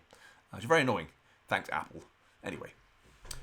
So the first step into fixing up this thing for coordinators is to go to our storyboard and select this thing here, a nav controller, and scrap it. We're doing that by hand instead. The second thing we want to do is go to our project settings, friend zone. And you'll see down here, main interface is set to main, which means when the app wants to bootstrap itself, it will look inside main.storyboard for its initial view controller and use that. I'm going to delete main. Do not use the storyboard to make the view controllers. I'm going to do it all by hand. Instead, we now want to go to appdelegate.swift and do that work ourselves. Create our own coordinator, create the initial navigation controller, create an initial window, and show it all. These are things you have to do by hand always before iOS 5 or 6 or so, but now it's done for us by storyboards. That's removed, got to do it by hand again. So in here, I'll add a new property. Our coordinator is a main coordinator. That. I should say, if you're using coordinators at a large scale, you'll often use protocols instead. In fact, it's a better idea to use protocols. I'm using them here as one concrete class because it's just easier for simple things. In did finish launching with options, we have to bootstrap ourselves, which means a few things. Firstly, we've got to make our first UI navigation controller ourselves. Secondly, we've got to make our coordinator. So I'll do coordinator equals main coordinator with nav controller set to nav controller, like that. And call start on it, so it will create its own view controller and get things moving by itself. However, because we removed the storyboard, we now have no window. As a type you don't see very often anymore, called UI window, which represents a window on the thing. I suspect iOS 13 or whatever Apple announced shortly in like 4 months, 5 months or so, is going to have more UI windows. But for now, we haven't got one. So we have to make that by hand, make it fill the screen, and use that with our nav controller. So I'm going to say window equals a UI window. It takes a frame, which is going to be UI screen.main.bounds. So basically, fill the screen. It needs a root view controller, what to show, what to fill the screen with. And of course, that is our nav controller we just made previously. And finally, call make key and visible. Show this thing in there across the board. Nico could be lazy. Sure. I mean, you're not saving realistically anything. At this point, it's everywhere else. It's not optional here. It's not really a problem. Basically, what I'm saying, it's not really an issue. This is just in this one place it's being used. It's not too worrisome. Anyway, at this point, I believe, unless I've screwed something up, if I press Command R, it should now build and run and show the same app, and it should look the same. Okay, it looks identical, but it's now being run through the coordinator. The coordinator's in control. It made that window, it made that nav controller, it made that view controller for us.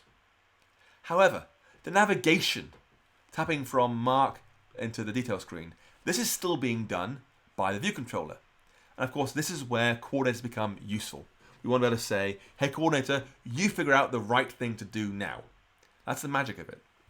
So in view controller Swift, we have did select row at calls configure. And this configure method pretty much shouldn't be there.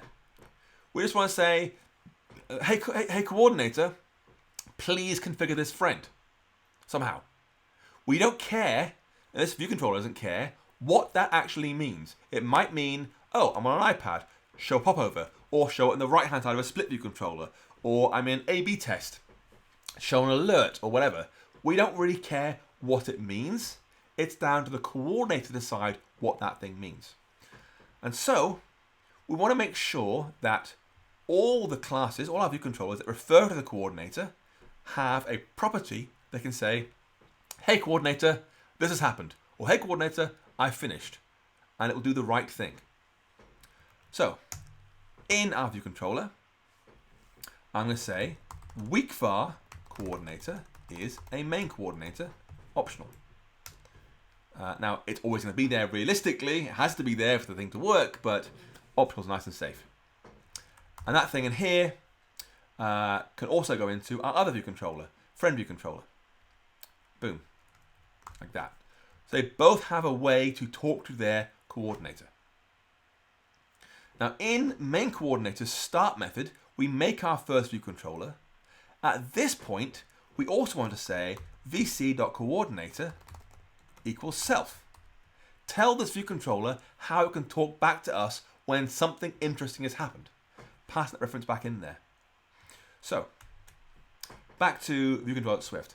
This configure friend method, this thing here, this whole thing really ought not to be in the view controller. This is handling configuration and navigation of a different screen entirely. I don't want that code in there.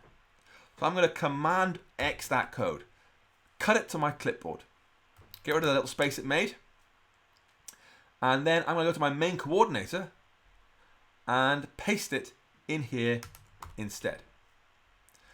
Question from Neil, is it a good case for singleton, that coordinator property? No, it's not really a good case for singleton. Having a coordinator property like this means you can change it on the fly trivially, have sub-coordinators, have you want to, very, very cleanly, rather than having one sort of singleton coordinator. Remember, there could be a network of coordinators, child coordinators spreading out across the app to handle individual parts of the app if you want to. It's not that common, but it's at least possible. So no, it's not really a great case for a singleton, that one. Anyway, I've pasted the configure method, I've taken it out of the view controller, pasted it into the main coordinator instead. It isn't quite right though, okay? There's some bugs in this code because we put it into a different place. First up, this nav controller is no longer optional. It was optional before because it was in a view controller. It might have been there, might not have been there. It is always there in our coordinator. So the optionality can go. Remove the question mark. Second up, we have our fancy pants storyboarded protocol now. As a result, we can ditch nearly all of this code. We can say just let vc equals select, delete, dot, instantiate, and delete all that. Way nicer. And this delegate line here, passing data back, that's going to be coordinator. So make this friend view controller know who it can talk to when something interesting has happened. So it uses self there. Now there's a problem here, which is this line here. Line 27, selected friend. That is storing the index into an array from the view controller of which friend was chosen. So when we post data back saying, hey, this friend's changed name or changed time zone, whatever, it knows which array element to replace. And that, there are a few options here. We could keep it in the view controller, we put it into the detailed view controller instead, we put it into the coordinator. There are a number of ways of storing this. Realistically, the simplest solution in the time we have is to get rid of it out of here and leave that in the main view controller instead. So don't even pass in a position property here. Just call configure for a friend and leave the main view controller to handle its own data in a nice, clean, isolated way. So I've taken out the position parameter entirely. I'm no longer storing that property anywhere in the coordinator. It isn't needed there at all. So now in view controller.swift, rather than calling configure, instead we say, hey coordinator, you configure this friend. But we shouldn't pass in a position anymore. When I'll take that out, I'll cut that to my clipboard, delete position, and say selected friend equals paste. Do it before we pass it into the coordinator. And was there one more place? I think did select row. Here we go. I'll take this line here, again, cut to the clipboard, scrap that position parameter, and do selected friend equals that thing instead. So now we're making a coordinator instead. Let's call coordinator here. Whoops, coordinator, question mark dot. Should work, hopefully. Boom. So now we can, hopefully, navigate from A to B smoothly using a coordinator. Yeah, there we go. So the same result is happening. It's working correctly, but now it's going through the coordinator. Question from Andy Warwick. You said earlier about reaching back out from a view controller. It kind of is. So it's asking, are we just reaching out to a coordinator rather than reaching out to a navigation controller? Yes. The difference is here, there's almost like a hierarchy of data. We have a nav controller sits above a view controller. It owns a view controller that is inside it. And we're kind of reaching up into it. The coordinator is effectively a delegate. We could have called it delegate. We could have said delegate rather than coordinator.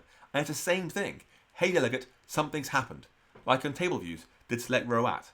Act on my behalf, please. So it's more of an equal than an owner, if that makes sense. So the relationship's different. That's all it is. So now we're going from A to B using coordinators, which means that we're taking a lot of code out of our view controller. And again, watch last week for how to get way more code out of last week. And in fact, you could apply this coordinator pattern to last week's project very nicely to make that view controller even shorter. Please do. Love it. But now we hit an interesting problem, a challenging problem, which is how do we get data from here back to here? From a detail screen back to the main screen. Because before we'd just say, hey delegate, update friend please. Now we can't do that because these view controllers shouldn't have any knowledge of other view controllers. As far as they're concerned, there are no other view controllers. They have no idea there's a sequence of things being displayed on the screen. We could change that sequence dynamically later on by just changing the coordinator. That's the point of it. It's really flexible and dynamic and changeable. We cannot just say, hey, pass it back to here anymore, at least not cleanly. So instead, I've chosen this particularly because I think it shows an interesting problem in coordinators when you have to communicate from A to B, but you don't want to do it directly. You've got to bounce it through the coordinator. And I'll show you how that works here. So in our friend view controller, we still have this delegate property, which was our view controller, which we were calling before saying, hey delegate, update this thing when it was chosen and so forth. We no longer want that. We want to talk to the coordinator and say, hey, update this please. And it'll do the right thing, whatever that means. And in this case, it means find the root view controller and call update friend on there.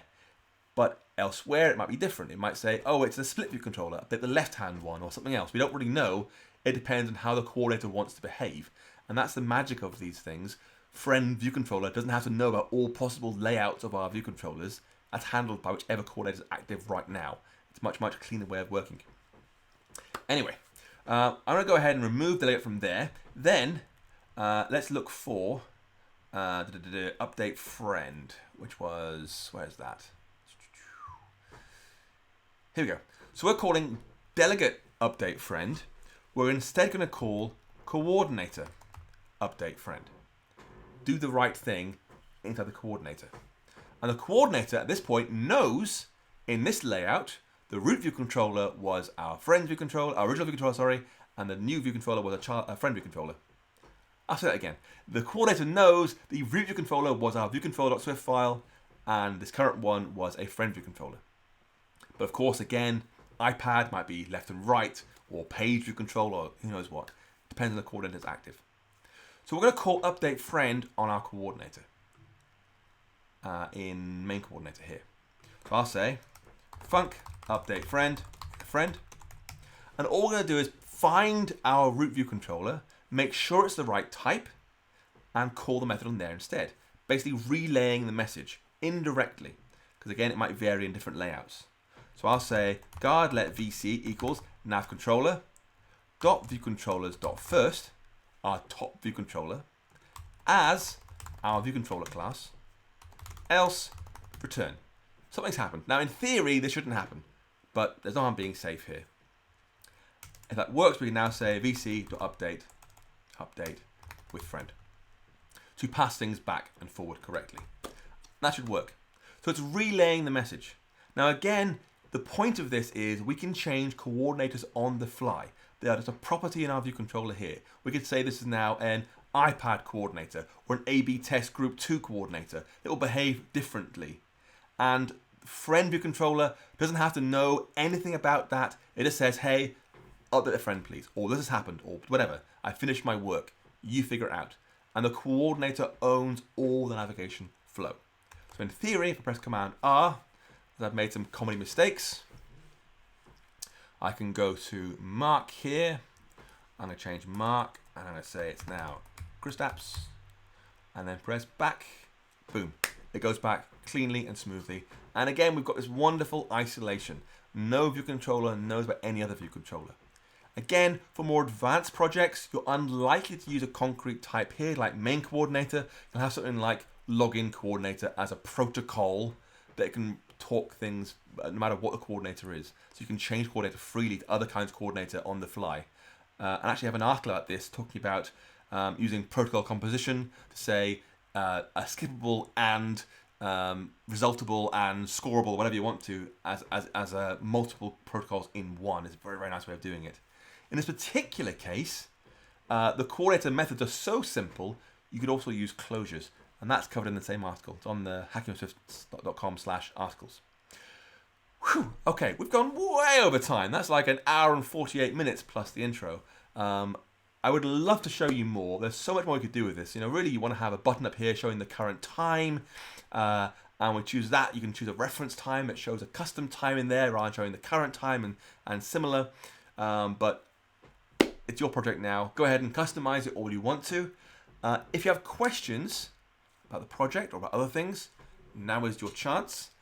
We have gone way over. I apologize. My goal is 90 minutes at the maximum, so we've gone a bit over that. Hopefully it'll be faster next time. I did try and go as fast as I possibly could, by the way, but even then it was too slow. Anyway, if you have questions, go ahead and ask. I will happily answer. Xia Xiao, you are most welcome. I enjoy doing these things. They're a real exciting time. Live coding's fun, right? Who knows what comedy mistakes you will see live on YouTube. I think I made none. Did I make no bad mistakes, I think, this time? I think a few typos here and there, but no actual fundamental screw-ups, which I'm quite pleased about. Manuel, well, you know your mission now, Manuel, right? You can go ahead and edit your project to reuse those, date formatters and similar, because you don't want to keep on allocating those again and again and again. You want to reuse them if you can, particularly for sales, fast scrolling stuff. If you run that through instruments, you might find all sorts of ICU stuff being made to handle dates. A real problem area of performance, that one.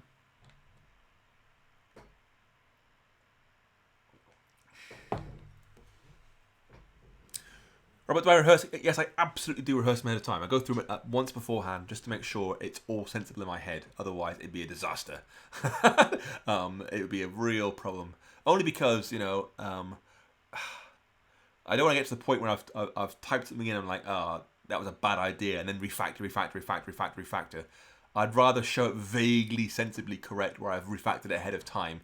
Otherwise, it'll just confuse you folks even more, which, of course, you wouldn't want. Lord Waterwalker, anyone know how long till the video of this live stream is up? I guess immediately when I press stop, I think in about 20 seconds it'll be up on the stream very quickly. So yes, you will see it shortly on the site. But do subscribe. I publish Xcode tips right now. They're very nice. I publish my Swift videos on here, which are a bit longer, more in-depth Swift tutorials on there. Check it out, see what you think.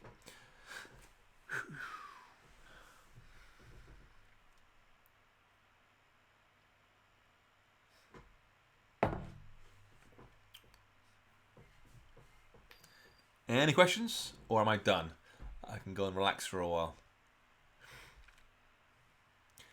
Pablo, you are most welcome. I enjoy it. It is fun. It keeps me on my toes. Talking quickly for almost 2 hours, it really makes my brain buzz. Richard Lowe, where is DNet being called in the VCs? So, the DNet will not be called on the root view controller ever. It's there as a root view controller. Even when it's hidden, it's still there. It does not get destroyed. The child one will get called when it's fully disappeared. When it's actually gone off the screen completely, it'll be DNet at that point. Robert, There isn't really anything offered in the Slack channel. It's just a chance to ask folks questions if you have any. I hang around there. If you hit a tutorial problem or you've got questions, by all means, ping me there. That's what it's for. I'll tweet the link. If you follow me on Twitter, I am 2straws on Twitter. I'll type it into here. I am 2straws. Twitter.com/2straws. There you go. I'll tweet it there, and that way you can follow me, and I'll tweet the link to the Slack channel again if you want to see it. Mitch, yes, it is now something I use all the time. Unless it's a toy project, like this kind of thing, it's a small project, I would not have used coordinators here personally. It's too small to work with. But if you look at my unwrap project, github.com/2straws/unwrap, that uses coordinators galore all over there. You'll see that. It's really, really nice. And it's interesting because a year ago, I wouldn't have said that. It took me a while to eat into it. I was more into sort of child view controllers, which is a very nice approach too. I like using child view controllers. I like it a lot. But I found that coordinators help me concentrate my flow more clearly. And they're nice too, because there's no more view controller mess everywhere, because there's view controllers are problematic, as you know. Harshil, you're most welcome. I'm glad you liked it. Will, yes, please use coordinators. I do love using them. And check out Suresh Kanlu. He's the person who pioneered them on iOS, and they are lovely. He writes a great blog too. And it's interesting watching blog posts being written around the internet. They're very interesting and very useful and very cool, but are effectively the same thing Suresh said 2, 3, 4 years ago on his own blog. But folks don't read him for some reason. They don't read it. Not enough folks read his blog. You've got to go to the source and read his stuff first, because he publishes stuff often years ahead of the pack. He's a really brilliant thought leader. And actually, I'm seeing him next week. He's in Singapore with me next week, so I'll see him then and hopefully hang out. He's a really nice guy. Question from Nico. How to handle the case for a login coordinator has a logging in state? You want to call start exactly once. So with a login coordinator, you can have a main coordinator, like your root coordinator, which says, okay, I've launched the app, I've checked my state, the user is not logged in, create a child coordinator, call start on that, it takes over from that point. There's a logging in state, it's all inside the login coordinator, and when it finishes, when it's finished doing its work, I have now authenticated or given up or guessed, whatever the options you may have are, it calls parent coordinator saying, I finished now, what's next? And then it gets destroyed, it goes away. You don't have to have it wind out the rest of the app, it just handles that one thing there. Thank you, Mr. Bombhead. Your time zone is GMT 14400, which according to my maths is Dubai. Spoiler, he told me earlier. Andy Warwick, Testing Swift is particularly good. I do like Testing Swift. I do like it. It's a good book. Yes, go and read that. And Pro Swift's good too. Well, they're all good, you know. Actually, I think Pro Swift's my favourite. I think, personally. Then Swift Design Patterns. And then Testing Swift. In that order. Design Patterns I rank highly because it's quite a personal book. I actually include like anecdotes of some of the jobs I was doing in there, which I don't normally do in my books. Try and keep them quite white boxed, quite abstract in that respect. I don't mention me personally too much. But I give examples in there saying, I hit this problem and I did this with this solution. So you can see it's a real thing people do use under real world situations. Juliana did not get notifications. Oh, sorry. I don't know what to do. If you subscribe and your bell thing is turned on and you follow me on Twitter, that's the most I can possibly do to warn you. Or come on the Slack as well. I'm going to tweet the Slack thing shortly. I mentioned the Slack saying it's starting now. Hopefully between those multiple messaging things, you'll get a notification. Or I'm sure there's a way you can say something like in the Twitter app, notify me when Paul tweets. I tweet a lot, mind you, so maybe not that. How do you test coordinators? So it's problematic, and I do actually put that in Testing Swift, Kristaps, how you test coordinators, because it is problematic. And the nice thing about them is, when you have protocols, of course, you can do dependency injection. You replace that with some test struct, whatever you want to, that is in there instead, that captures your messages. So you could, say, have a mock or a spy in there, instead saying, yes, I attempt to trigger showing this thing as a unit test. As an integration test, you can always use UI testing if you wanted to. Use a UI test saying, was this thing fully shown, was the screen at the end of it, as an integration test. But I'd rather not. I'd rather replace the coordinator in my test with a mock just to check it was being triggered correctly. That's how I'd personally do it. Uh, Pablo, are coordinators suitable for any app? No, they're not. They're really not. And it's interesting that I don't think enough folks talk about this. It's like MVVM. MVVM, the creator of MVVM said it's a great way of making apps. It is overkill for simple apps. And it's identical for coordinators. If I'm making this app here, I would have made a simple delegate protocol and coordinated back that way, rather than having a coordinator like this. I'm only doing it because I said I'd do it on Twitter, right? So I wouldn't recommend this for a small project like this. But for larger ones, yeah, absolutely. I use them immediately. Without even thinking about it, I just do it.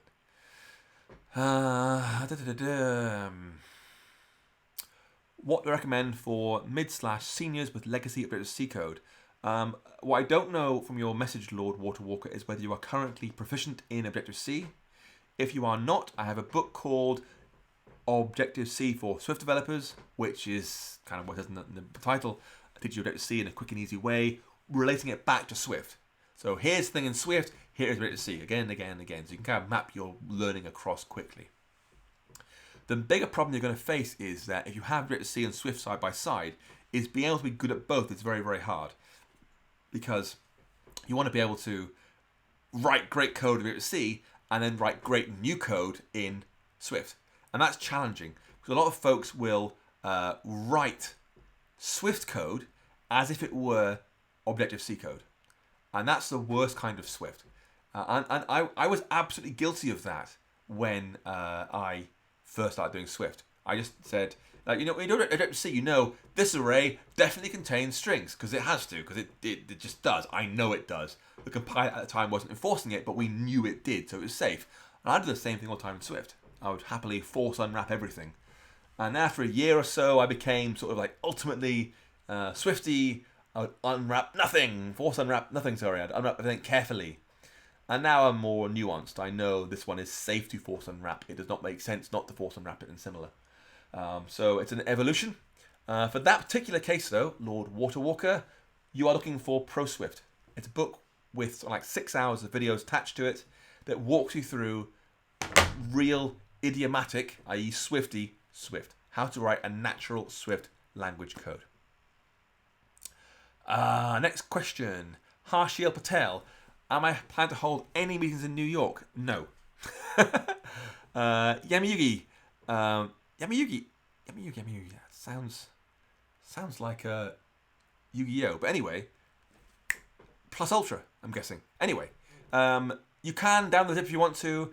If you clone it, you can contribute changes back to me, which of course will be very, very welcome. I love having contributions to my projects. Please, please do. By the way, I do have a translations project. So if you want to help translate Hacking with Swift into other languages, you can do that all on GitHub at github.com/2straws/HWS translation. Jürgen Solheim, do you have any books or resources to teach iOS in a more theoretical way? Not really, because you can't teach theory for practical things. You can teach theory of Swift, like no projects, like, ProSwift has no projects, right? It's all about just Swift code. But when it's like nav controllers or buttons or page view controllers, whatever you want to, stack views, it's all a bit tedious. It basically becomes a manual, doesn't it? Documentation.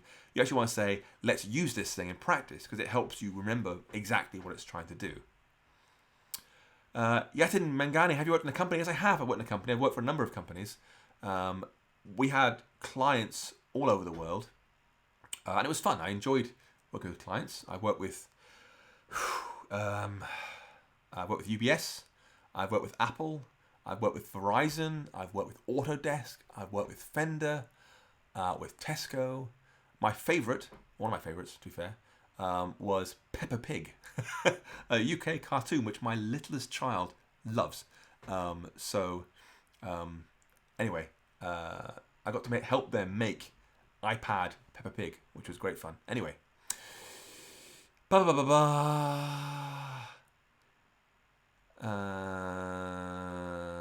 Oh yes, sorry. You can get to 88. You're plus ultra, so never mind. Which other known identifiers are there? So you mean from time zones?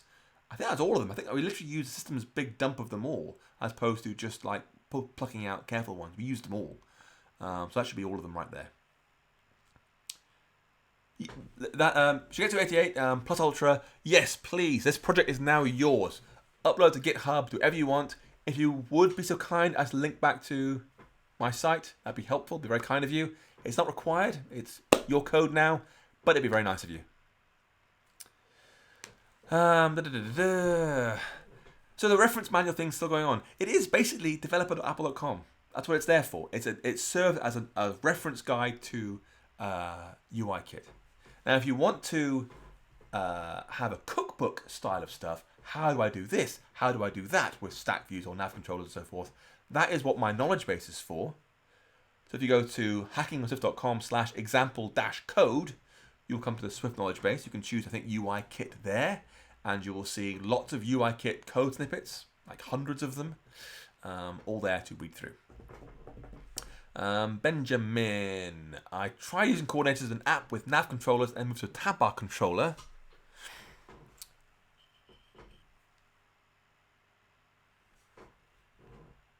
I see. So I haven't done that. I have had an app with tab bars, and I have one coordinator per tab bar. There's a main coordinator which creates tab bar controller, puts on the screen and so forth, and then there is individual coordinators for each tab bar controller, each tab bar item. Sorry, they're pushed and pop inside its personal nav controller. But I've never actually gone. I think what you're saying is you have a UI that starts as a nav controller and then becomes a tab bar controller. I haven't done that before. Like even coded that before. Never mind using coordinators that before. I've never actually done that full stop. I'm afraid I can't really help you too much there. Any more questions, or are we done? I can see you on Twitter.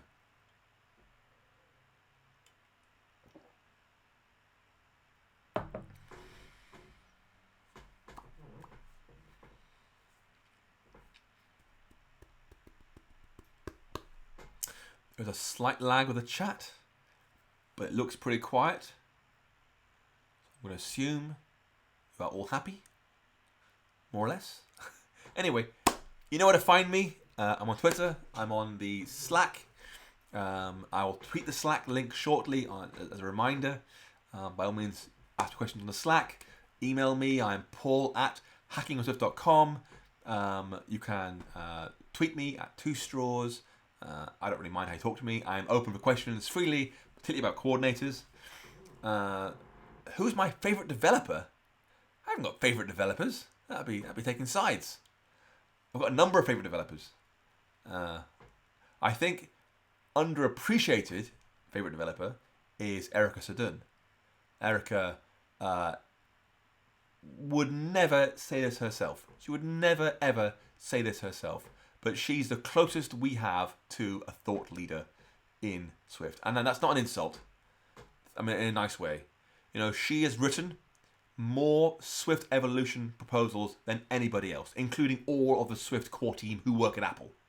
She is responsible for really driving the language forward. Some of her books have changed our industry. Her classic iOS cookbook things, you'll still see code from there in apps today. Some of her blog posts are remarkably topical and interesting and useful. But she's really humble about it. She doesn't really promote herself, doesn't really market herself, but she's absolutely wonderful. And it's a goal for me one day to at least meet her and shake her hand as a great inspiring developer for me.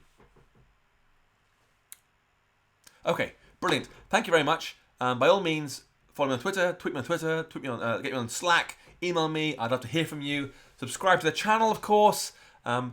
Thank you very much for coming. Thank you for all the questions. It's been lovely having you all here. Take care, and I'll see you in 2 weeks, because next week I'm in Singapore at iOS Conf SG, and in 2 weeks we'll make another project from scratch. Take care.